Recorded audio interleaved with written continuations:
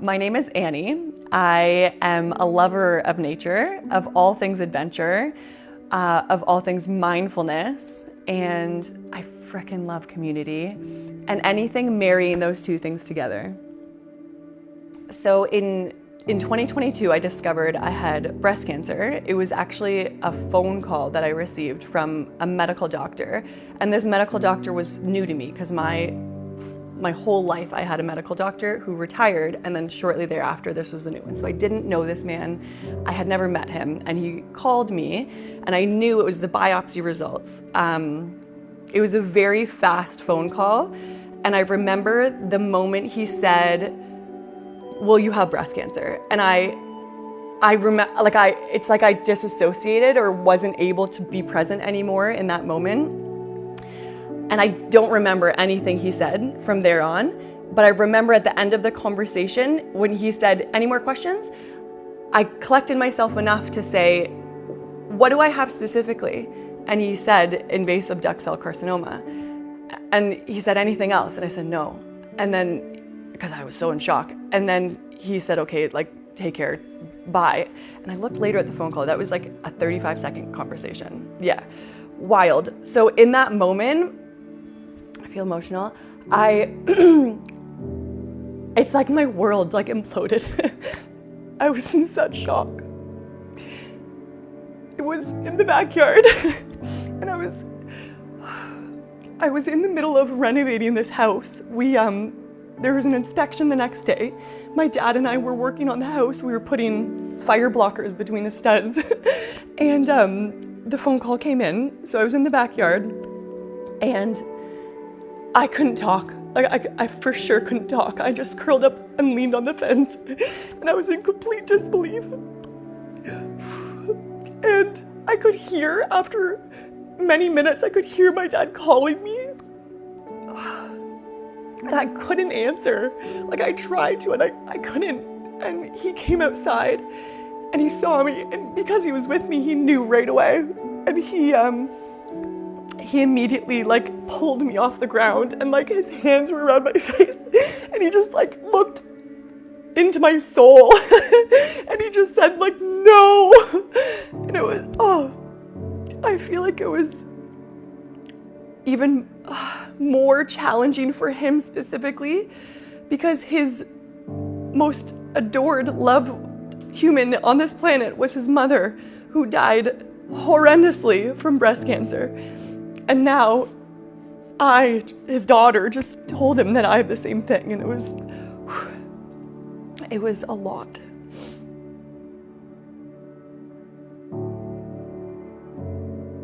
Learning that breast cancer history was strong in my family, I don't remember having particular emotions around it. It was just a knowledge I had the majority of my life. So I would be mindful of my choices based on that information. For example, I stopped using toxic deodorant when I was 21, which I know now is kind of trendy, but at the time it was not. And I just had this feeling, and I just kind of knew, and I stopped. So a small example, and I was into, detoxing and this sort of thing. So I've always been mindful because of that. I wouldn't say there was an emotion attached to it other than the simple, just having awareness. But when I was first diagnosed with the BRCA2 gene mutation, and that threw me for a loop, because I was like, oh, this is more personal than I realized. So it made me feel very vulnerable, very raw. And I remember when I asked, because we were getting married 2 months after the diagnosis, I remember asking my husband, are you sure you want to marry me? I might get cancer. And he was like, absolutely, basically you're ridiculous. I love you so much. And of course we got married. So there was a lot of emotion around that. And then fast forward to being diagnosed with cancer around a year after being married. It was complete shock. I don't think I really felt the depths of the sadness and the heartache and the grief until many months after being diagnosed. Initially, it was just how? Why? Because I was so healthy and I took such good care of myself and I was so active and I ate all the clean things and it just didn't make sense to me. So I was like confused or lost, it didn't add up. Invasive duct cell carcinoma is a type of cancer that forms in the duct of the breast. Mine in particular was on the right side, and I had multiple tumors, and they were very close to my chest wall, so they're quite deep, which is why I never felt any lumps. Even the oncologist, both of them, medical and surgical, never could feel anything because they were so deep and against the wall of my chest.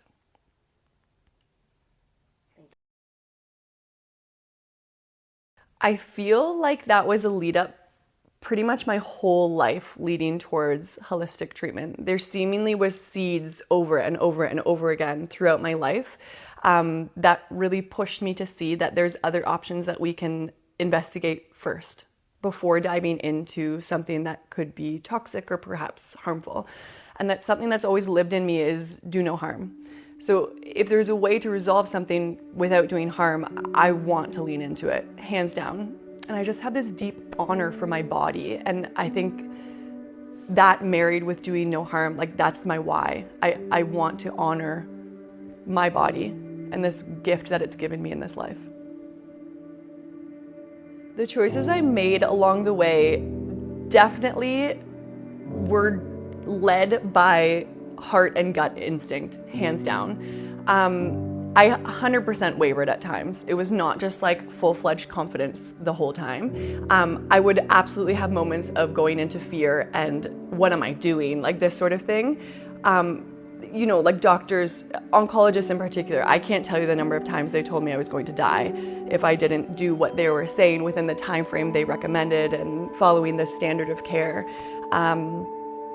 But what really kept my faith pulling harder than the fear was the results I kept seeing.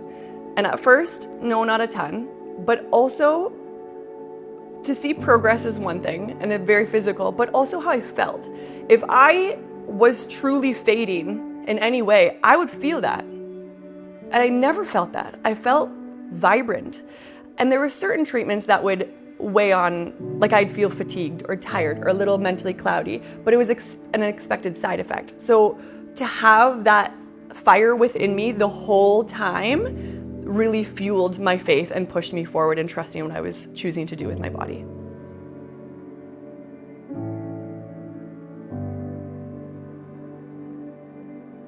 Some new habits that I adopted, I radically changed my diet, which I will say was already very clean, but radically, like zero sugar, and I don't just mean refined or coconut or raw, like it was like zero, not even maltodextrose, like nothing, even preservatives. No honey, no maple syrup, none of it. So that was huge because it's in everything, absolutely everything. I also went back in time, like how I ate. Essentially, I was trying to get back to how food used to be before there was GMOs and pesticides, etc. So I guess it could be labeled as organic, but I also was very attracted to locally grown food without any of the extra additives, whether it's hormones or antibiotics or whatever it might be. So those were two huge things. But the bigger overarching thing that I implemented was choosing to ingest and absorb only pure, high vibrational, good things for me, whether that was food or the people I was surrounding myself with. Even if they're close people and I just recognized a pattern of, you know, always this venting that was kind of draining. I noticed that and I was like, okay, this is not fueling me. This is not good for me. And I would pivot. So food, exercise, social media, television, news, any of that. If it wasn't healing and high vibrational, it wasn't for me. I received an abundance of support throughout my journey, which I am wildly grateful for and will never, ever forget. It will never pass me by. One of the biggest things was probably my husband, who never tried to sway me at all. He trusted me wholeheartedly. Like I never had to explain myself. I never had to convince him. He knew I knew, and he let me follow my heart. And I don't know where I would be if he didn't let me and support my journey. So that is, to me, the biggest one, hands down. In addition to that, holistic care is not covered by OHIP here in Canada. So it gets very expensive. And it was getting really challenging financially, to the point that I was like, I don't know if my credit card is going to pay for this IV therapy right now. Like, it was very tight, which is also an added stress while you're going through this journey. So my middle sister, Julia was extremely generous and started a GoFundMe for me to support the treatments I was doing. And up until that point, I hadn't really shared it openly because I didn't want the noise to influence what I was doing. I wanted to stay true to my heart and not get distracted by anything outside of me. So when she released that also led to an outpouring of other people supporting in endless ways, whether it was like a yoga event. I teach yoga as well. So a yoga event that was thrown, or a fundraiser with charcuterie boards, or like, it was endless. It was so beautiful. And it felt foreign to me. Like, I love to pour out, but it's uncomfortable for me to be poured into. And that was a radical shift in learning how to receive love. And I think that was a big part of healing. And I got into yoga decades ago at this point, but into teaching, it was in 2015. I initially was very drawn. I believe it was the energy of the teacher at the studio I was going to, if I'm being honest. This woman is younger than me, but the wisdom far surpasses her age. And she was able to shift my perspective of how I saw things in the world. It was way beyond the physical, way beyond the shapes that we were making on the mat. It was this presence, being mindful of the beauty that surrounds us at all times, being mindful of the beauty that lives within us, and this miracle of a body that we get to live in every single day and take for granted, unfortunately, a lot of the times. But to switch and flip that was enormous for me. So when I decided to take yoga teacher training, or YTT, I randomly had woken up and I had a pinched nerve in the left side of my neck. And because I was very active and healthy, I was like, what is it? Like, I don't understand. So I went to endless practitioners and they were able to help. It was kind of like a Band-Aid, but it would always come back. And it lasted for months. Like, it was 6-8 months, and excruciatingly painful. Working in a career where I'm like twisted and kind of leaning, it was not comfortable. It was challenging. So I was like, well, I get a lot of help from doing yoga. Decided to learn even more deeply and understand more richly how to decompress and how to relieve tension. I decided to do my yoga teacher training, and I'll never forget it. So I mainly went in predominantly with physical focus, but it ended up being far more than I could ever imagine.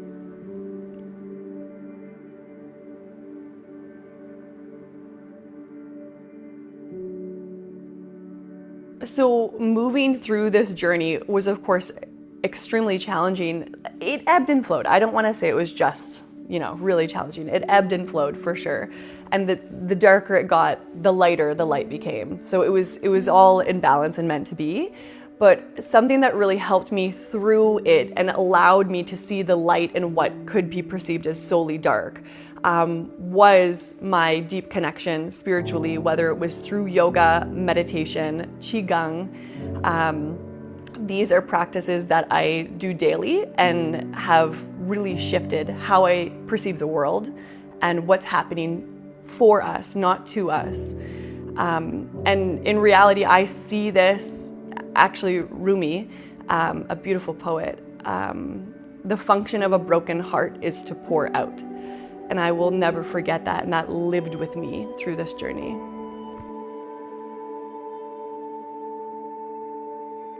If I was not self-advocating for myself throughout this journey, I truly don't know where I would be currently. I know I would be in an extremely different position than I currently am, hands down. There were many very significant seasons of self-advocacy that weren't just me choosing in my own home what I was going to say yes or no to. My surgical oncologist would call me regularly to try to convince me to do the treatment because she was so concerned for me, which I am so grateful for her care and for her love, but I knew it wasn't for me. So to have someone who's barely older than me, who has an enormous amount of expertise and knowledge in the field and is essentially begging me to do the treatment and talking about linking it with fear of death and what your life could be and this sort of thing, it wouldn't have unfolded the way it did without self-advocacy. And I know even before this journey, I would always always follow your heart, always trust your gut, always. But something shifted for me through this, because you can say that, it's a theory, but to truly embody it when the rubber hits the road is completely different. So along this healing journey, there of course were a lot of ebbs and flows, light and dark, but the things that kept pulling me forward was the glimmers of hope that kept showing itself to me that I was on the right path. So this showed up in many different ways, whether it was people planting little tidbits on my path, little seeds of practitioners to go to or ideas of things to do, or another person that I could resonate with along this path, or it was results. So for me, I didn't resonate a lot when I was cleared from Western medicine because I knew I wasn't cleared, because it resonates, like your body constantly has cancer cells moving through it, all of us. It's just whether or not our immune system is able to overcome those cancer cells and they don't become an issue in the body. So for me, because I did end up getting a lumpectomy only in April 2023, and shortly thereafter I was cleared from Western medicine. So to me, just from removing what it had created wasn't proof for me that I had changed the terrain of my body. In my mind, it was just going to create another one. So what really resonated and brought me light was when I started seeing shifts on my cancer markers, which that was another huge thing that I had to advocate for, was to have those taken in the beginning. They explained to me that they don't typically do cancer markers until you've been diagnosed for a second time. And for me, that wasn't okay. I wanted to have them now as a baseline to utilize as a tool moving forward. So I was able to eventually do that after a lot of advocating.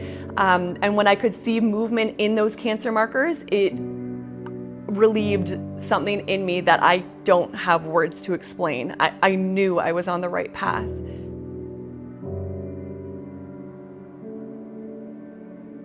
The biggest advice I would give them is to come back to what their body is telling them to do, whether it's a gut feeling that keeps coming up.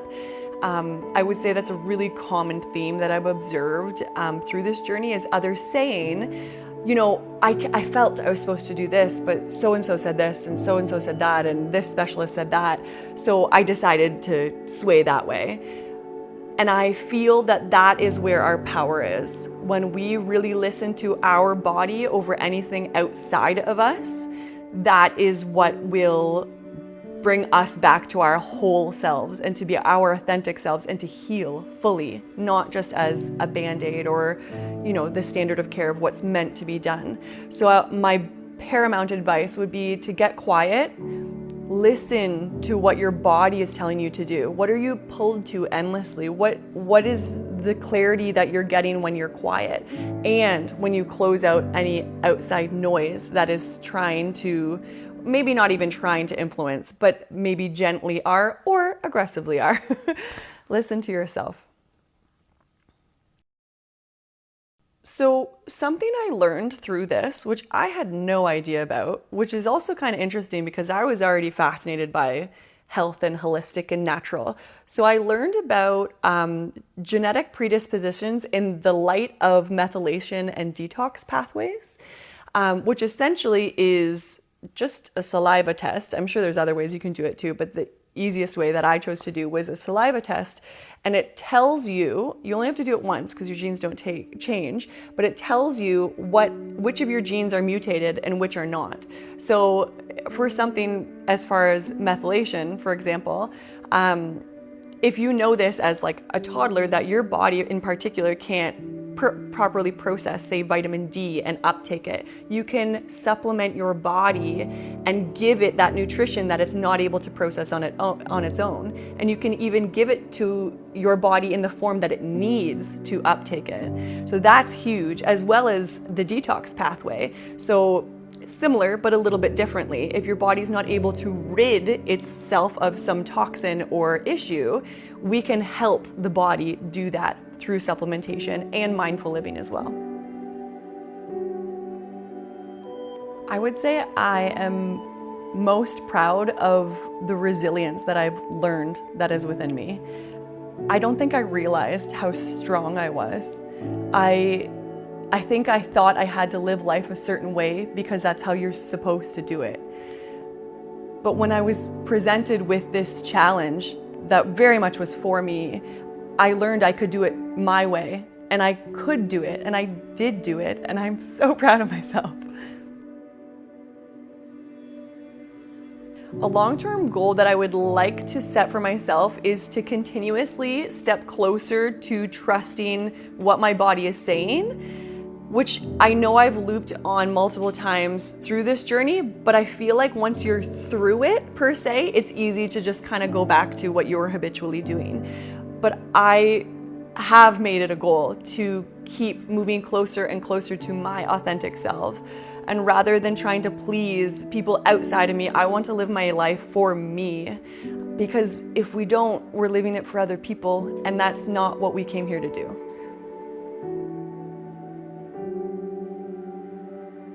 If I could give my younger self advice, first of all, I would give her the biggest hug I possibly could and send her all of the love in the world. I would really challenge her to see her worth. If we don't see our own worth, we're never going to pour into ourselves the way that we should. One message I would like to send to all Canadians is you are capable of moving mountains.